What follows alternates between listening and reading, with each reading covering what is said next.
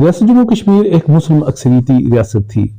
آخر کیا وجہ ہوئی کہ مسلمان اکثریت میں ہونے کے باوجود اپنا کوئی سیاسی کردار ریاست کی سیاست میں ادا نہ کر سکے؟ ایک تو ریاست میں مسلمانوں کی 1930 کی دہائی میں شروع ہوا جو 1947 میں عملاً ختم ہو گیا۔ اس کی کیا وجہ تھی کہ اکثریت میں ہونے کے باوجود مسلمان ریاست کی سیاست میں کوئی قابل ذکر کردار ادا نہ کر سکے؟ ریاست جموں کشمیر کیسے وجود میں آئی؟ جموں کے ہندو ڈوگرا گلاب سنگھ نے مسلم اکثریتی علاقوں پر مشتمل جموں کشمیر، گلگت بلتستان اور تبت ہا کی بنیاد رکھی۔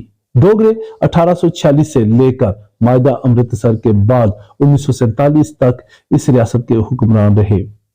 گلاب سنگھ جو کہ مہاراجہ رنجیت سنگھ کی فوج میں ملازم تھا، اس کو رنجیت سنگھ نے جموں کا علاقہ بطور جاگیر پہلے سے دے رکھا تھا۔ سکھ حکومت انگریزوں سے شکست کے بعد تاوان ادا کرنے میں جب ناکام رہی تو ایسے میں گلاب سنگھ نے انگریزوں کو جنگی تاوان 75 لاکھ نانک شاہی ادا کر کے کشمیر بھی حاصل کر لیا۔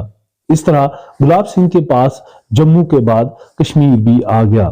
گلگت بلتستان، لداخ اور اقصی چین کو فتح کر کے اس نے 85,806 مربع میل پر مشتمل ریاست جموں کشمیر، گلگت بلتستان اور تبت ہا کی بنیاد رکھی۔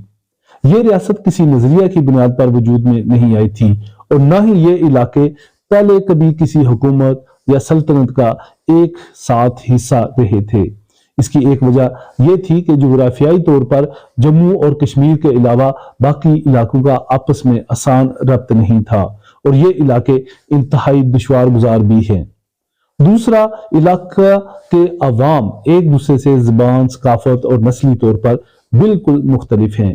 یہ ریاست گلاب سنگھ کی خرید و فروخت اور فتوحات کے نتیجہ میں بنیاد میں آئی تھی۔ ریاست جموں کشمیر کے حکمران بلا شبہ ڈوگرے تھے، مگر اس ریاست کو تاج برطانیہ کے زیر سایہ اندرونی خود مختاری ہی حاصل تھی۔ کرنسی، خارجہ اور مواصلات حکومت برطانیہ کے پاس تھے۔ جملہ امور کی نگرانی کے لیے حکومت برطانیہ کا نمائندہ برٹش ریزیڈنٹ کہلاتا تھا، جو کہ اس ریاست کا اصل حکمران بھی تھا۔ ریاست جموں کشمیر مسلم اکثریتی ریاست تھی۔ یہاں مسلم سیاست 1930 کی دہائی میں شروع ہوئی، جبکہ باقی بر صغیر میں 1930 کی دہائی تک مسلمانوں کی سیاست بہت آگے نکل چکی تھی۔ مسلمانوں کا اپنی ہی ریاست میں سیاست میں کوئی عملی کردار نہ ہونے کی مختلف وجوہات تھیں۔ ڈوگرا حکمران عوام کی فلاح سے زیادہ اپنی حکومت کی مضبوطی اور جو تاوان ادا کرنا تھا اس کی انہیں فکر لاحق تھی۔ یہ تاوان پورا کرنے کے لیے انہوں نے غریب عوام پر ہر طرح کے ٹیکس عائد کیے۔ گلاب سنگھ نے پہلے سے غریب اور پسماندہ عوام کا ٹیکسوں کی صورت میں مزید خون نچوڑا۔ اس طرح اس نے اپنے حکومتی اخراجات بھی پورے کیے اور تاوان بھی پورا کیا۔ ریاست کی مسلم آبادی کو قابو کرنے کے لیے مہاراجہ نے جموں میں عوام کو مسلم جاگیرداروں اور وڈیروں کے سپرد کر دیا۔ ان کا بھی طریقہ واردات ڈوگرا حکمرانوں جیسا ہی تھا۔ مسلم عوام کو بنیادی حقوق سے محروم رکھ کر انہیں اپنا تابع بنانا، جبکہ کشمیر میں مہاراجہ نے مسلم آبادی پر اپنا تسلط برقرار رکھنے کے لیے اس نے میر وائز اور گدی نشین پیروں کے ہاتھ مضبوط کیے۔ البتہ ریاست کے وہ حصے جو برٹش انڈیا پنجاب سرحدی صوبہ کے قریب تھے، وہاں کے عوام نے ان علاقوں کی طرف ہجرت کرنا شروع کر دی۔ ان علاقوں کے حالات پہلے سے بہتر تھے، جس کی وجہ سے عوام کے حالات میں بھی بہتری آئی۔ ان کے علاوہ اندرون ریاست سے مسلمانوں نے رنبیر سنگھ کے دور میں جب قحط پڑا تب بڑی تعداد میں برٹش انڈیا کی جانب ہجرت کی۔ جو مسلمان ریاست چھوڑ گئے تھے ان کے حالات تو بہتر ہو گئے، مگر جو ریاست میں ہی رہے ان مسلمانوں کے حالات کبھی نہ بدل سکے۔ باقی بر صغیر میں 1930 تک سیاسی تحریکیں اپنے منطقی انجام کے قریب پہنچ چکی تھیں، جبکہ ریاست میں مسلم سیاست کا عملی آغاز 30 کی دہائی میں تب ہوا جب مسلم نوجوان علی گڑھ اور ہندوستان کے دیگر علاقوں سے تعلیم حاصل کر کے واپس ریاست میں لوٹے تھے۔ ان میں شیخ محمد عبداللہ، چودھری غلام عباس، مرزا افضل بیگ اور بخشی غلام محمد نمایاں تھے۔ جموں میں ینگ مین مسلم ایسوسی ایشن، جبکہ سری نگر میں ریڈنگ روم پارٹی کے ذریعے سیاست کا آغاز ہوا۔ جموں میں جاگیردار اور کشمیر میں پیر اور میر وائز مسلم سیاست پر حاوی تھے۔ جب مسلم کانفرنس بنی تو آغاز میں میر وائز اور پیرو نے ساتھ دیا، مگر جلد ہی انہیں جب یہ احساس ستانے لگا کہ ان کی سیاست کو خطرہ ہے تو انہیں آزاد مسلم کانفرنس کے نام سے سیاسی جماعت شروع کر دی۔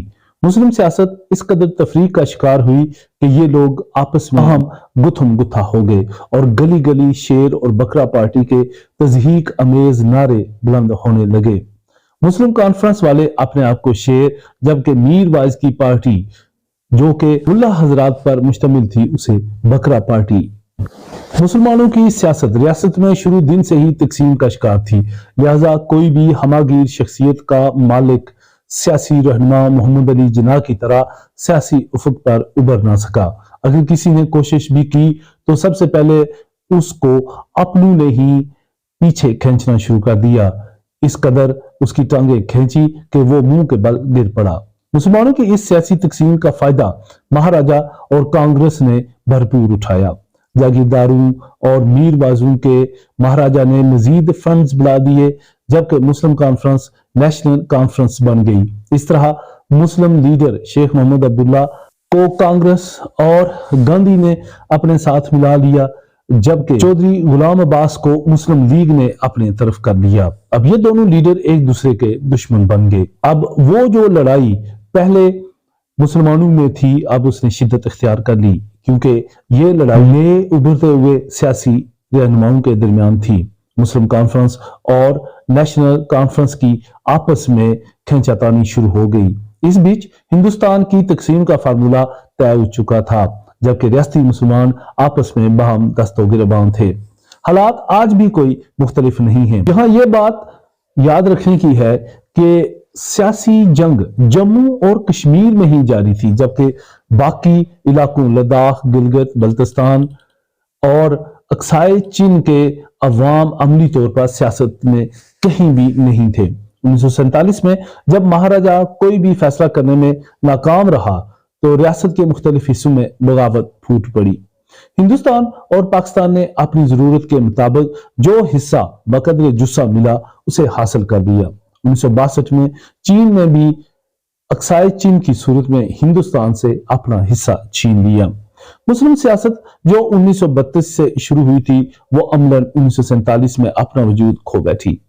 چودھری غلام عباس جو مسلم کانفرنس اور نیشنل کانفرنس کے بینی رہنماؤں میں سے تھے، وہ الحاق کا نعرہ بلند کرتے تھے، جبکہ آزاد جموں کشمیر کی سیاست میں جب انہوں نے کوئی اپنا کردار ادا کرنے کی کوشش کی تو وہ عملی طور پر بے معنی ہو کر رہ گئے۔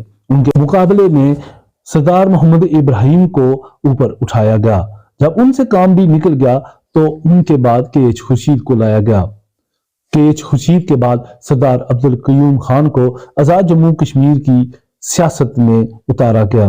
ان کے جانے کے بعد پھر کوئی قابل ذکر ایسا سیاستدان نہیں آیا جو آزاد جموں کشمیر کی سیاست پر حاوی ہو سکے یا پھر وہ پاکستانی حکمرانوں کی نظروں میں آ سکے۔ دوسری طرف مقبوضہ ریاست جموں کشمیر میں شیخ عبداللہ کو ہندوستان سے الحاق کے لیے استعمال کیا گیا۔ ہندوستان کے جب پنجے ریاست میں مضبوط ہو گئے تو شیخ عبداللہ کو لمبی جیل میں ڈال دیا گیا۔ اس کے لیے شیخ کے نائب بخشی غلام محمد کو استعمال کیا گیا۔ شیخ کا جب اثر ختم ہوا تو ہندوستان نے اپنی ضرورت کے مطابق شیخ کی اولاد سے تو کبھی کوئی دوسرا مسلم سیاستدان آگے کر دیا، اور اس کے بعد ایسا کوئی بھی سیاستدان نہ آیا جو ہندوستان سیاسی رہنماؤں کے آگے اپنی کوئی بات منوا سکتا۔ ریاست میں 80% مسلمان اور 20% ہندو، سکھ، بدھ مت وغیرہ ہیں، جس کی وجہ سے دو قومی نظریہ والی سیاست بھی ریاست میں ناکام ہو گئی ہے، جبکہ شیخ عبداللہ نے نیشنل کانفرنس کی صورت میں قومی سیاست کرنے کی کوشش کی۔ شیخ عبداللہ چونکہ مسلمان تھا لہٰذا اقلیتیں اس پر بھروسہ کرنے کو تیار نہ ہوئیں۔ جو لوگ یہ نعرہ لگاتے ہیں کہ ایک دن ریاست جموں کشمیر پھر سے اسی طرح متحد ہوگی جس طرح ڈوگروں کے دور میں تھی، تو اس کے لیے ضروری ہے کوئی ایسا کرشماتی لیڈر پیدا ہو جس پر ریاست کی تمام اکائیوں کے عوام متفق ہو جائیں۔